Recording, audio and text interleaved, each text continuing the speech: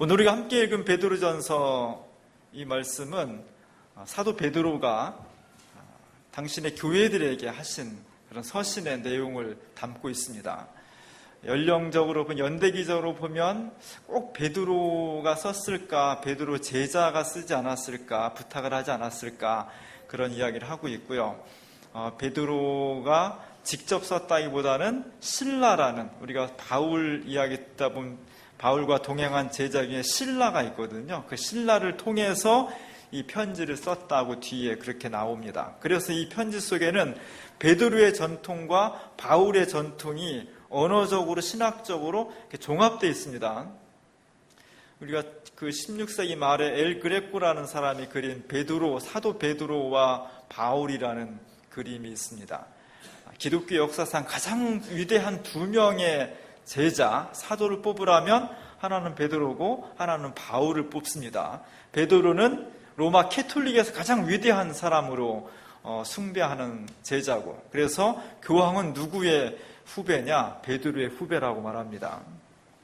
그 체자가 너무나 강고하고 너무 부정부패가 많아서 반대편으로 나온 사람들이 오늘 우리죠. 개신교 500년 됐습니다.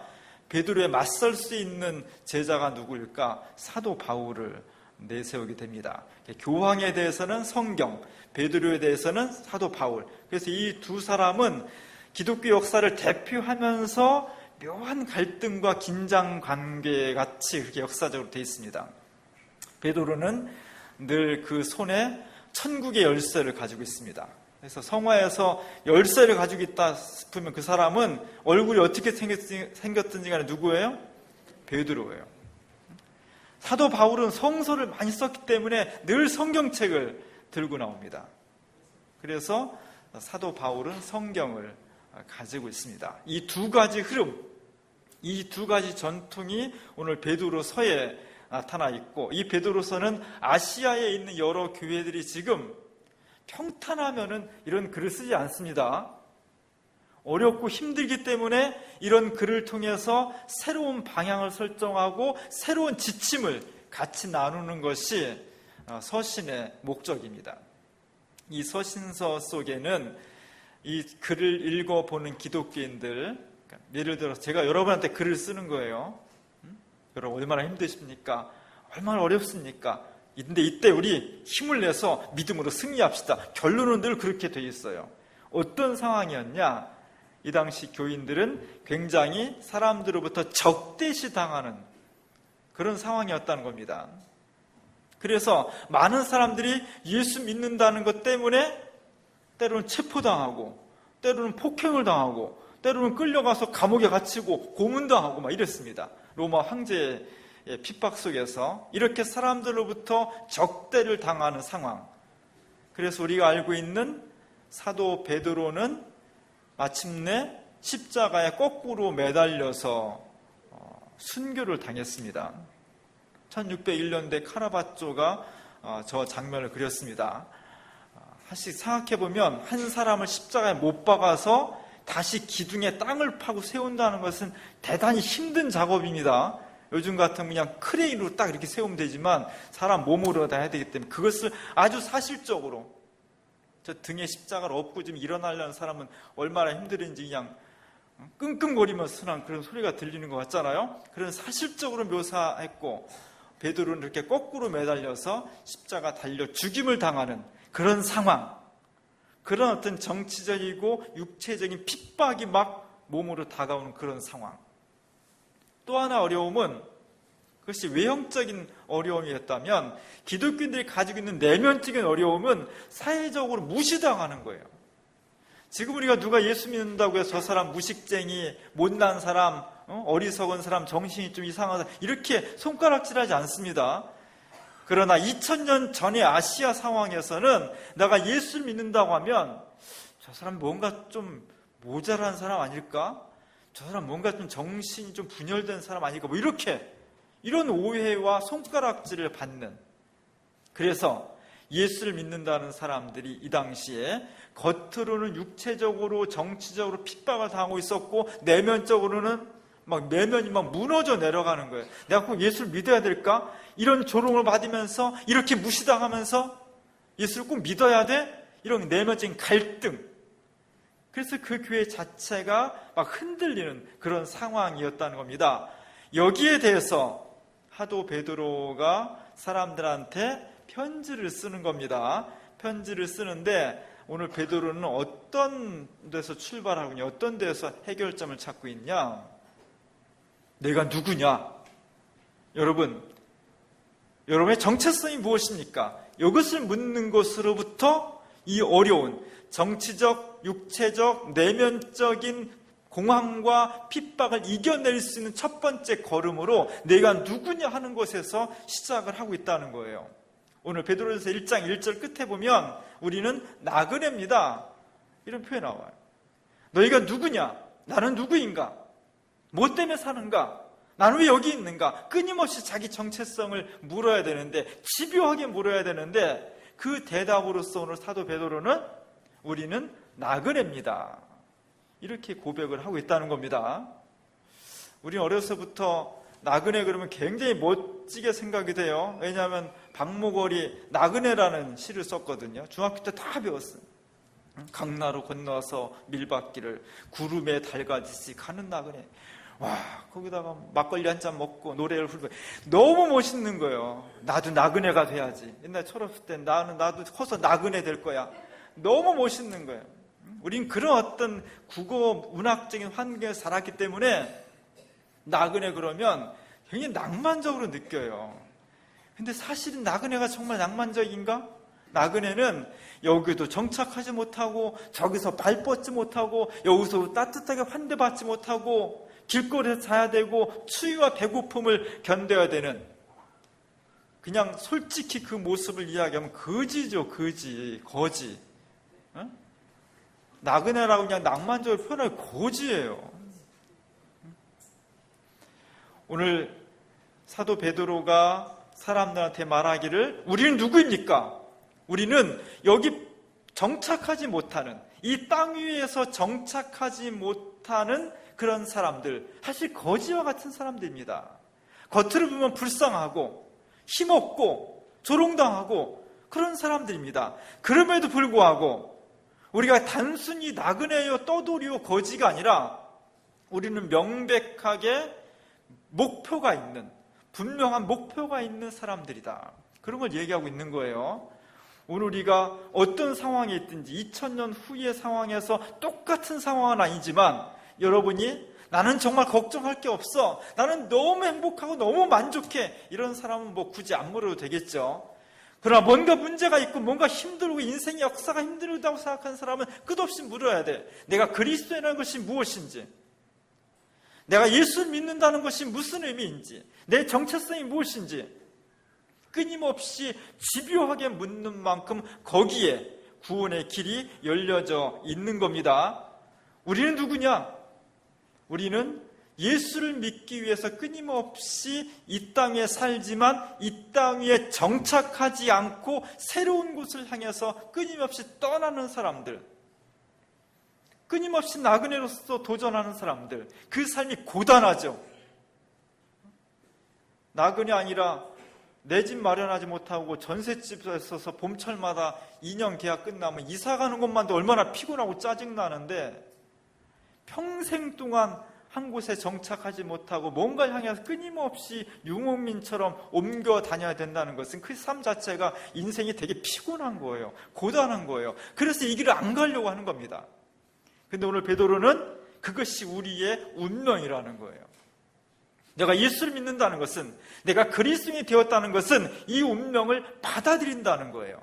왜? 그 고단함과 피곤함보다 더 고귀하고 더 영원하고 더 생명찬 목적이 우리에게 있기 때문입니다. 그것이 뭐냐? 바로 예수 그리스도다. 오늘 1장 13절을 함께 읽은 것에 보면 너희 마음의 허리를 동이고 근신해서 곧 다가오실 예수 그리스도를 은혜 가운데 기다리자는 거예요.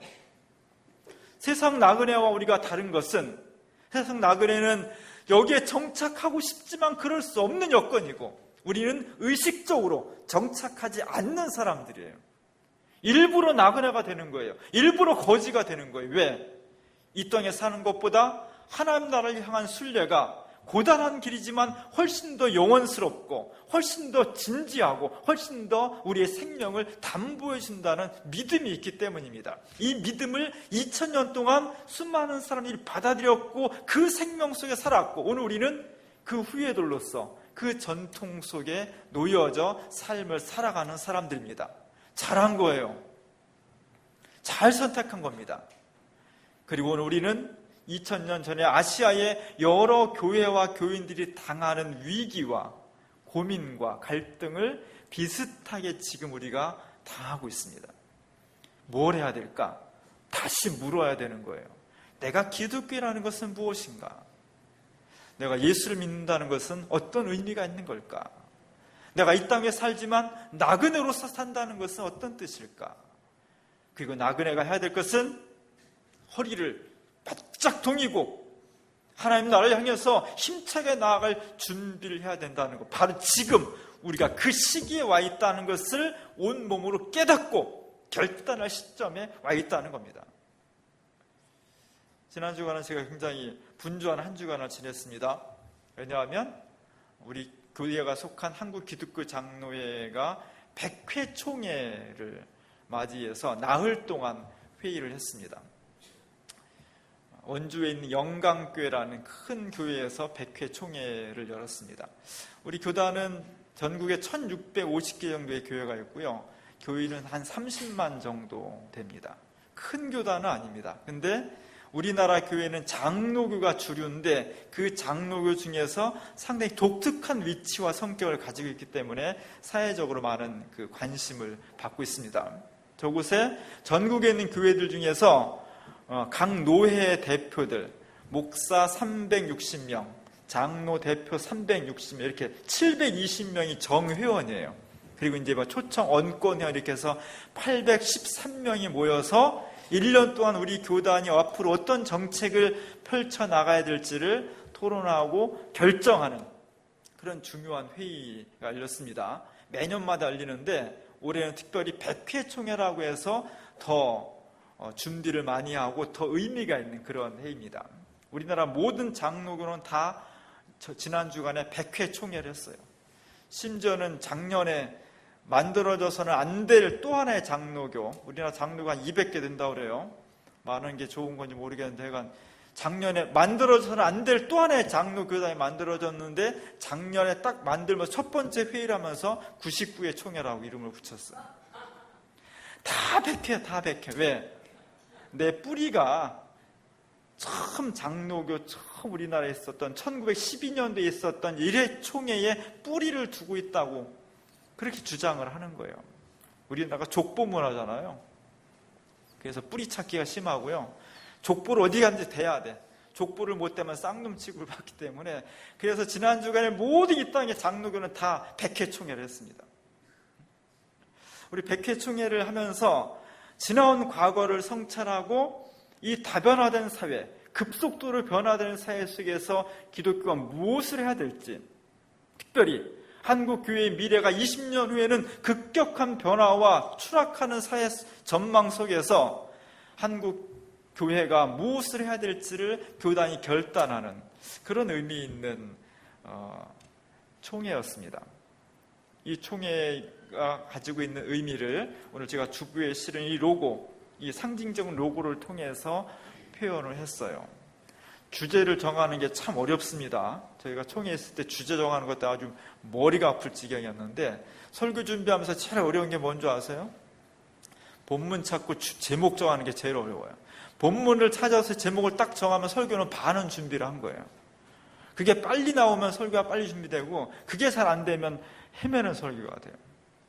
1년을 살아가는 데 있어서 우리 교단이 어떻게 해야 될지를, 무엇을 담아야 될지를 주제 정하는 게 굉장히 어렵습니다. 근데 올해 주제를 이것을 행하여 나를 기억하라. 성찬. 예수님이 마지막 죽기 전에 행했던 성찬식의 의미를 다시 이 시대에 부활시키는 것이 기독교를 새롭게 하는 것이라고 의견을 모은 겁니다. 성찬식은 뭐예요? 성찬식은 예수 그리스도의 십자가의 죽으심을 기억하는 거예요. 예수님이 돌아가시기 전에 제자들을 불러 모아놓고 떡과 잔을 주면서 이것은 내 몸이다, 이것은 내 피다, 이것을 기억해라, 이것을 기념해라. 사실 성경은 그 이야기예요. 처음에 성경 이야기는 요만큼이었어요. 예수님이 십자가 달려 죽었다가 살아났습니다. 그 이야기가 입에서 입으로 구전되면서, 구전의 특징은 뭐냐면 늘렸다 줄였다 할 수 있다는 거예요. 구전은, 문서는 딱 정해져 있는 거고, 구전 되면서 그 이야기의 핵심이 이렇게 저렇게 많이, 이런 일들도 있었어, 이런 사건도 있었어, 이런 말씀도 하셨어, 이렇게 점점 불어난 것이 성경을 이루게 된 겁니다. 핵심은 예수 그리스도가 십자가 달려 죽으셨다는 거예요. 그리고 3일 만에 부활하셨다. 이것이 성경의 핵심입니다. 그것을 다시 회복하자는 거예요. 그래서 저 로고의 그림 보면 맨 위에 보면 동그란 게 있죠. 그게 예수님의 몸을 상징하는 떡이에요. 그것이 십자가 형태로 쪼개져 있습니다. 예수님이 찢어졌어요, 몸이. 그것을 통해서 우리가 구원에 이르게 되었다는 겁니다. 그걸 바치고 있는 이건 뭐겠어요? 잔이죠. 예수 그리스도의 보혈의 잔. 그것을 통해서 우리 모두가 다 구원에 이르게 되었다. 우리가 오늘 이 세계에 수많은 문제가 있지만 그것을 구원할 수 있는 유일한 방법은 뭐냐? 예수 그리스도의 몸과 피의 희생, 그 십자가와 부활 속에 담긴 구원의 의미를, 구원의 능력을, 부활의 능력을 다시 내 개인과 역사 속에 영접할 수 있을 때 그곳에 생명의 역사가 일어난다는 것, 그것을 100회를 맞이하는 한국 기독교의 장로회 총회가 다시 재확인한 거예요. 사실 이건 새로운 건 아니에요. 2000년 동안 끊임없이 되풀이됐던 내용을 다시 요약해서 새롭게 만든 그런 의미가 있습니다. 그럼에도 불구하고 복음의 본질을 회복했다는 것, 너무나 형식화되어 있고 너무나 예전화되어 있는 성찬식의 의미를 다시 한번 복음의 핵심으로 끄집어냈다는 것에 대해서 굉장히 중요한 의미가 있습니다. 3박 4일 동안 아침 8시 반부터 밤 9시까지 회의를 했으니까요. 그럼 아침에 7시에 일어나야 되고 잠은 12시에 자요. 거의 저 오면서 몸살이 날 정도로. 그래도 참 연세 드신 우리 목사님, 장로님들 참 꿋꿋하게 하는 거 보면 참 놀랍습니다. 그리고 저는 금요일 날까지 계속 졸았어요. 힘든 겁니다, 저게. 뭐까지 중요한 결정을 했어요. 첫 번째 중요한 결정은 우리 교단이 이번에 납세를, 성직자들이 납세를 하기로 결의를 했습니다. 세금을 내자는 거예요.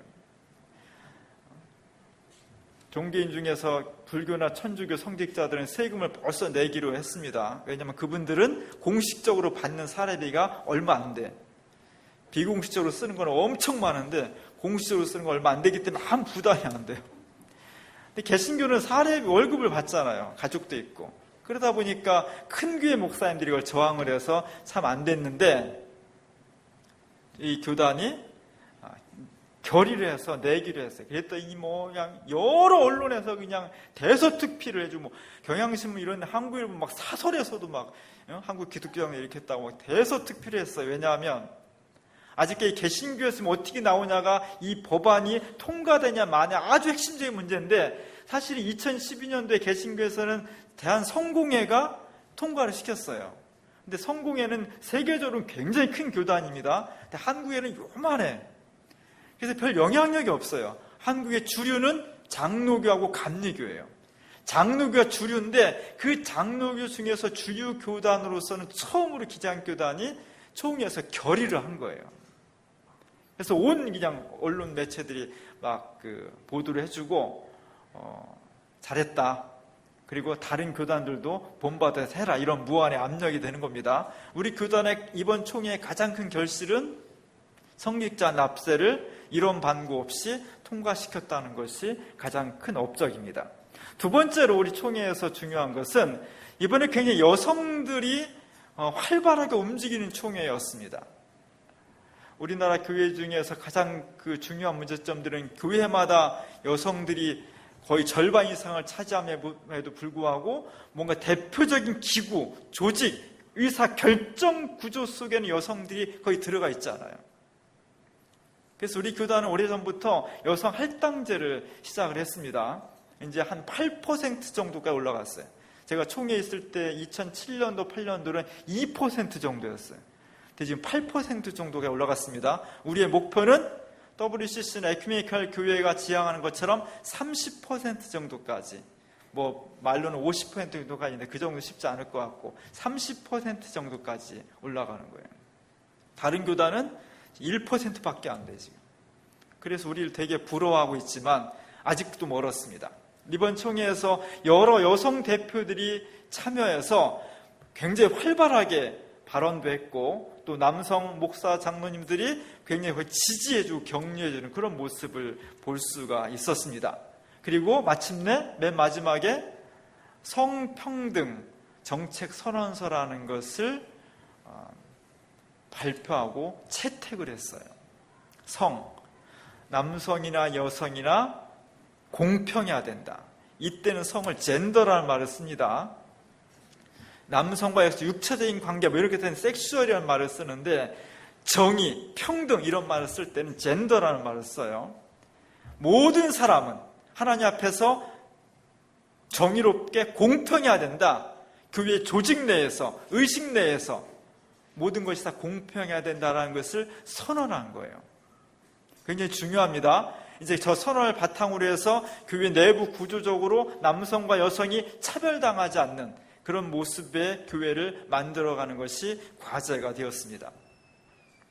이런 좋은 그 결의가 있었음에도 불구하고 또 아쉬운 점들도 있었어요. 하나는 뭐냐면, 사실 우리 교단의 이번 총회에서 가장 그 관심을 받았던 것 중에 하나가 성소수자에 대해서 어떤 입장을 가져야 되는가라고 하는 것을 연구하기 위한 연구위원회를 설치하는 것이 통과될 것이냐는 거였어요. 근데 특별히 개신교 쪽에 좀 보수적이기 때문에 성소수자는 곧 동성애자고, 동성애자는 곧 난잡한 사람들이고, 이런 사람들은 반드시 쫓아내야 되고, 뭐 이런 그 정서가 개신교에 굉장히 강해요. 그런 것 때문에 성소수자인 사람들은 자살하는 사람도 많고, 이런 심각한 현실이 지금 서양에서뿐 아니라 한국에서 이미 문제가 되고 있습니다. 여기에 대해서 극단적으로 반발하는 세력들이 하신 개신교거든요. 그 개신교 중에서 이런 말 꺼내는 곳조차도 없는데, 이제 기장은 이 문제가 상당히 중요하니 이 문제를 해결하기 위해서 연구위원회를 만듭시다라는 안을 냈었어요. 저는 통과될 줄 알았어요. 왜냐하면 이게 굉장히 중요한 문제고, 어떤 편에 서자는 것이 아니라 연구를 해야 되니까. 연구해서 결론 내자는데 뭐 우리 기장 정도에서 이 정도는 통과될 줄 알았는데, 와, 반발이 셌습니다. 의외로 셌어요. 그래서 압도적으로 부결이 됐어요. 사실 이 문제는 성소수자가 인권적으로 차별받는 것에 대해서는 보호를 해야 된다는 명제가 있고, 또 한편으로는 창조 질서를 보존해야 된다는 데에서는 쉽게 찬성할 수 없는 굉장히 어려운 문제예요. 성소수자가 그냥 내가 동성을 좋아해야지 이러셔야 되는 건지, 아니면 수많은 과학자들이 말하는 것처럼 그런 사람들은 태어날 때부터 유전자 속에 동성적인 그런 사랑을 가지고 태어난다, 이런 학설들이 많이 있기 때문에 이것을 어느 한편에 정리하기 굉장히 어렵습니다. 문제는 이렇게 하든 저렇게 하든 중요하고 예민한 문제일수록 같이 모여서 진지하게 토론하고 대화하고, 그래서 어떤 결론을 내야 되는데 그것조차도 하지 말자는 거예요. 그런 거 하는 것조차도 교회에 피해가 온다는 겁니다. 이거야말로 용기가 필요합니다. 상당히 기대를 했었는데 그것이 통과가 못된 것에 대해서 굉장히 그 아쉬움을 제가 갖게 되었습니다. 제가 본회의를 하면서 2번 발언을 했어요. 전체 회의에서. 한 번은 여성들의 사진이 잘 나왔습니까? 여성들의 저거는 제가 찍은 게 아니고 저의 열렬한 팬인 우리 집사람이 인터넷으로 생중계되는 것을 하루 종일 보다가 내가 언제 나올지도 모르는데 기다리고 있다가 탁 찍었어요. 2가지 얘기. 하나는 여성들이 총회에 조직적으로 들어가서 여성의 주장을 펼칠 수 있어야 된다. 그것을 보장해 줘야 된다. 그런 것들. 그러니까 선언은 했음에도 불구하고 실제 조직할 때 보면 여성을 자꾸 빼놓으려고 하는 남성들의 그런 그 이기적이고 폭력적인 게 있거든요. 그러지 않도록 아주 위원회마다 다 못을 박아내야 된다. 뭐 그런 얘기를 하나 했었고요. 또 하나는 총회에서 이런저런 선언서들이 많이 채택이 돼요. 근데 그 과정을 보면 너무 그 형식적이다. 제가 총회에서 3년 반 근무하고 NCC에서 3년 근무한 동안 중요한 성명서는 거의 제가 다 썼거든요. 그래서 그걸 쓰는 과정이 대단히 어려워요. 어렵고 중요해. 3박 4일 동안의 마지막 종결은 뭐냐면 총회원 전체 이름으로 채택한 선언서가 예배의 설교와 같은 기능을 하는 거예요.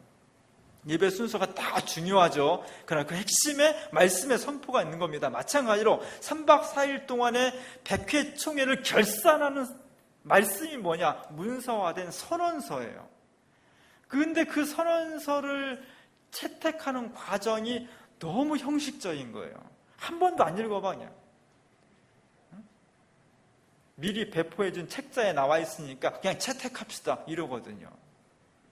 외국에 회의 나가보면 그러지 않습니다. 짧은 성명서나 채택할 때도 초안위원회, 드래프트 커미트라는 게 만들어져서 그 몇 사람은 밤새도록 그걸 문장을 만들어요. 그리고 그 다음날 회의 아침부터 회의 다 전폐하고 그거 한 글자 한 글자 다 축조 심의를 해. 그래서 다 고쳐서 마침내 채택을 대단히 어렵습니다. 그래야만 그 성명서가 모두의 혼이 담겨있는 선언서가 되는 거예요. 그래야만 그것이 거기서 끝나는 것이 아니라 일반 교회까지 다 전달돼서 읽혀주고 분석하고 워크숍하고 1년 동안 그런 힘있는 성명서가 돼요. 근데 우리 교단, 우리 교단뿐만 우리 전체 한국교회 성명서 채택하는 거 보면 너무 쉽게 채택해. 너무 쉽게 채택하니까 내 혼이 들어가 있지 않은 거죠. 그러니까 그냥 그 자리에 한번 읽고 끝나. 그래서 그러지 말자. 우리가 정말 집요하게 이 문서를 검토해야 되고 아닌 건 아닌 걸로 잘라내야 되고 수정해야 되고 그래서 혼이 담긴 성명서를 만들어서 총회가 선택한 성명서 100회 총회 성명서는 여기서 끝나는 것이 아니라 기장 교회 모든 교회마다 이것이 읽혀져야 된다.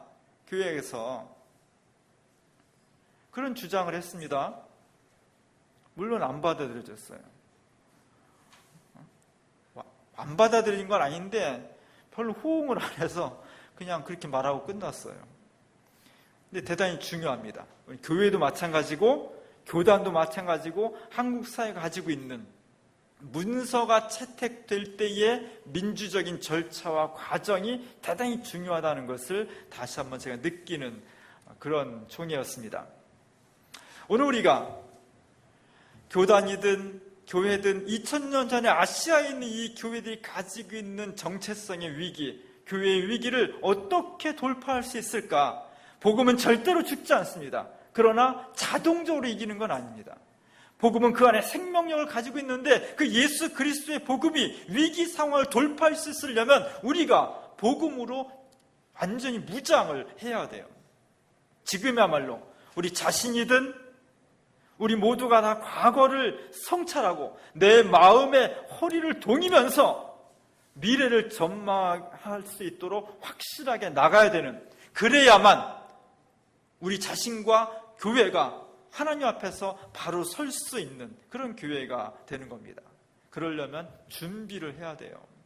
너희 마음에 확실히 허리를 동이는, 마음의 허리를 동이는 그런 준비를 해나가는 것이 필요합니다.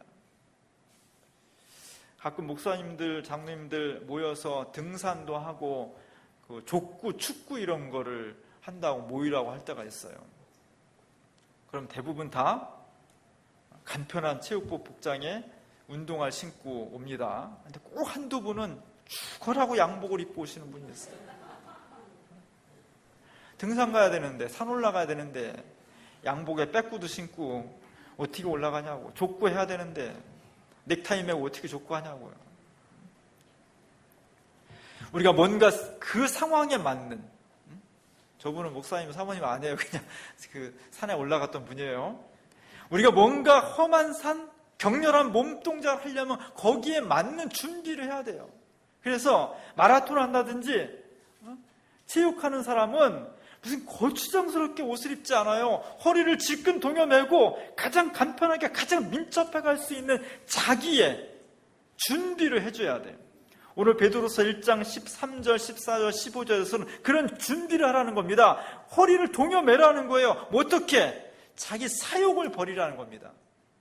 우리의 영혼 속에 이런저런 자질구레한 주렁주렁 내 욕심이 막 달려있는데 그것을 과감하게 정리하는 것. 내가 무엇에 관심하고 있는지, 내가 그리스도로서 무엇에 내 시간을 제일 많이 들이고 있는지, 내 마음과 물질을 어디에 제일 많이 투자하고 있는지, 내 인생의 방향과 목적이 무엇인지를 명확하게 구분해서 아닌 것은 자꾸 쳐내야 된다는 거예요. 가장 간편한 복장을 입으라는 겁니다. 구두를 다시 신고 운동화를 허리를 질끈 동여매고 거추장스러운 옷은 다 벗고 가장 간편한 모습으로 주님 앞에 나올 때 우리가 과거를 벗어나서 새로운 역사를 진입할 수 있는 채비를 갖춘다는 거예요. 어렵지 않습니다. 그래서 한마디로 말하면 내가 그리스도에게 속하면 되는 거예요. 그리스도에게 속한 삶. 내가 주님 앞에 속해 있으면 자동적으로 세상의 사욕은 다 떨어져 나가게 돼 있습니다. 내가 주님께 내 인생에 초점을 맞추면 나머지는 다 스스로 정리하게 돼 있습니다. 그것이 내 허리를 동이는 거예요. 오늘 남신도의 주일입니다. 우리 남신도의 주일을 맞이해서 자기 스스로 허리를 동이는 작업을 하겠다고 해서 너무너무 반가웠습니다. 올해 그 창립주일 때 우리 남신도들이 탁 나와서 이렇게 특별 찬양을 했잖아요. 찬양은 아니고 특별 찬양으로 님을 위한 행동을 하는 데는 별로 없을 텐데 특별 노래를 불렀습니다. 멋있잖아요. 물론 최민경 집사님 너무 얼굴이 크게 나와서 좀 안타깝지만 하여간 멋있잖아요. 이런 남신도들이 오늘 남신도의 주일을 맞이해서 남신도의 다짐을 선언하겠다. 10개 항의 다짐을. 제가 하라고 그런 것도 아닌 남신들이 먼저 알아서 그렇게 하겠다는 거예요. 너무너무 잘한 일입니다. 우리 남신도회가 정말 새롭게 우리 스스로를 개혁하고 주민교회를 새롭게 하고 한국교회를 새롭게 하기 위해서 자신이 먼저 허리를 동이는 거예요. 너무너무 잘한 겁니다. 물론 허리를 동이자고 다짐했다고 해서 다음 주부터 남신도회가 180도 바뀌어가지고 막 그냥 딴 사람이 그러면 기대하지 마세요. 절대 그렇게 될 수가 없어요. 그러나 그런 다짐을 자꾸 하는 거예요. 하나님 앞에서 하고 내 자신이 하고 그러면 어느 순간에 서서히 변하는 겁니다. 가장 비겁한 사람은 누구냐? 나 맨날 연초마다 다짐하는데 별로 내가 실천을 못해. 그러니까 나는 아예 안 할래 다짐을. 이런 사람 비겁한 사람이에요.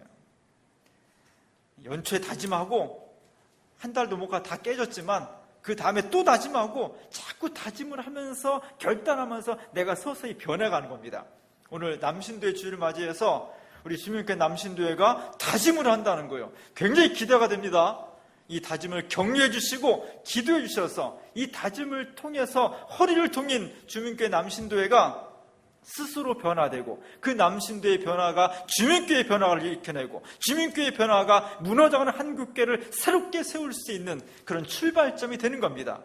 이 놀라운 역사가 오늘 남신도의 주일을 맞이하는 남신도회와 그를 지켜보고 격려하는 우리 주민교회 공동체 모두 위에 함께할 수 있기를 주님의 이름으로 간절히 축원합니다.